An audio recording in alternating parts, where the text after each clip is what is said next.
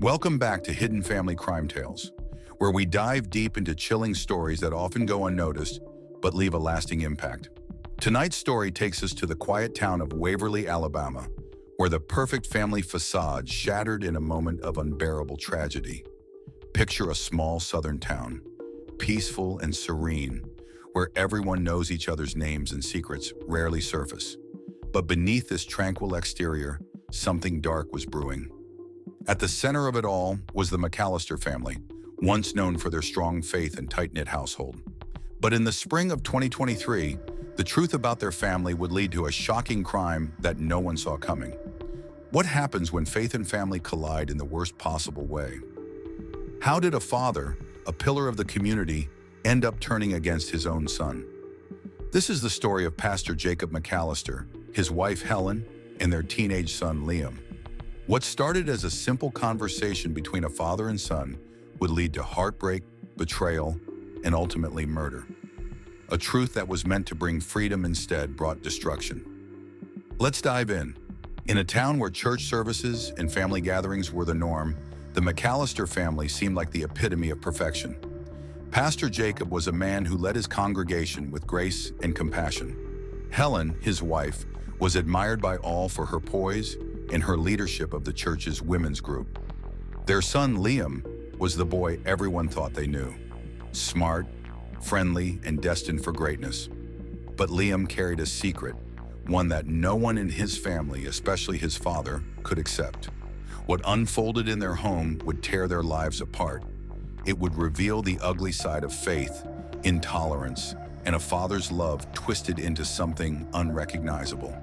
The McAllisters had lived in their modest home on Pinewood Drive, just outside Waverly, for years. Their house was a cozy two-story affair, often filled with the sound of laughter, music from the church, and the warmth of family meals.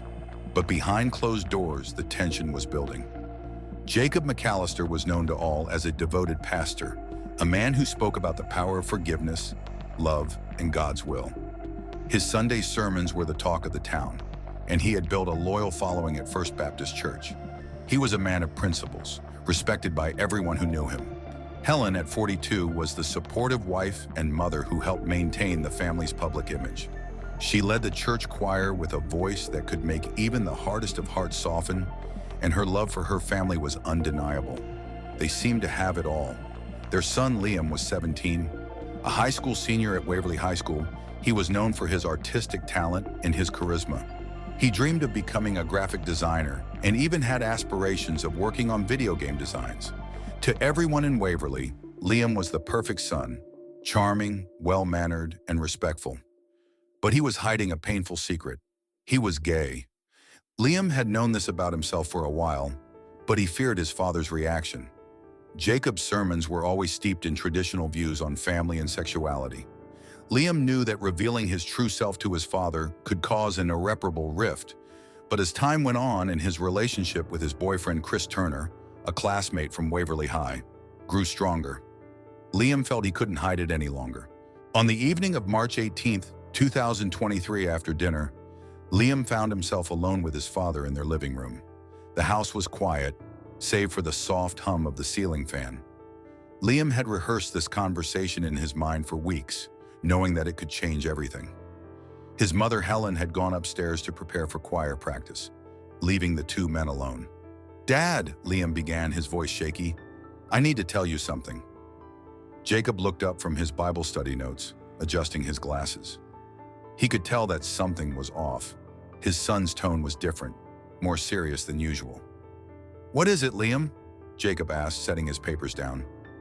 Liam hesitated for a moment before taking a deep breath. "I've been seeing someone. His name is Chris. He's my boyfriend." For a moment, there was silence. Jacob stared at his son, his face a mask of confusion and disbelief. You're gay?" Jacob's voice was barely a whisper, as though he could hardly believe what he was hearing. Liam nodded, feeling the weight of the truth hanging in the air. "I didn't want to hide it anymore. I just want you to understand. I love him, and I want to be open about who I am." Jacob stood up suddenly, his chair scraping loudly against the hardwood floor. "This is wrong," he said, his voice rising. "This is not what God intended. You've been misled, Liam. This isn't you." Liam, heart pounding, tried to explain. "Dad, I've thought about this for a long time. I know who I am now. I need you to accept it." But Jacob couldn't accept it. "I will not have this in my house," he snapped. "Not under my roof." Helen, hearing the raised voices, came downstairs. She saw the two men, father and son, in the living room. Jacob's face was red with anger, and Liam was standing there, looking devastated. "David just told me he's gay," Jacob said, his voice shaking with rage. "He's been living a lie, and now he wants me to accept it." Helen stood frozen, her mouth agape. She couldn't believe what she was hearing. For a long moment, there was silence. "I never wanted to disappoint you, Dad," Liam whispered, his voice breaking. The days after Liam's confession were marked by tension and silence. At church, Jacob delivered a sermon that week that was notably different from his usual messages of love. His words were sharp, condemning those who strayed from the righteous path, though he never mentioned Liam directly. But for Liam, the message was clear. His father rejected him. At home, things worsened. Jacob became increasingly angry, and the arguments between father and son grew louder. He forbade Liam from seeing Chris again, even going so far as to take Liam's phone and lock him in the house. Liam, feeling trapped, began seeking refuge with Chris and friends outside the house.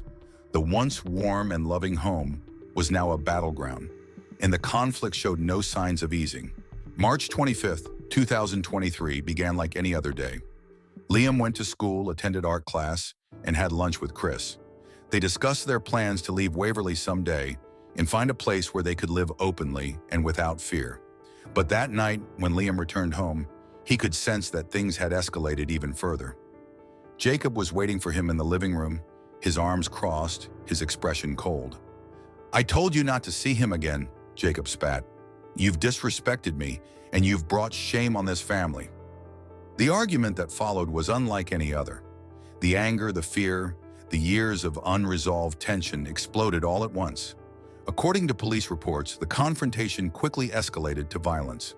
What happened next is still unclear, but the outcome was devastating. Jacob McAllister, in a fit of rage, struck his son with such force that Liam fell unconscious to the ground. Helen rushed downstairs, but it was too late. Liam was dead. The community of Waverly was rocked to its core. The man they had trusted, the father they had admired, was arrested for second-degree murder. Pastor Jacob McAllister's mugshot quickly became a symbol of horror. How could a man who had preached love for so long commit such a heinous act? The investigation revealed a pattern of escalating conflict between father and son, with text messages and witness testimony showing that Jacob had become more aggressive as the days went on.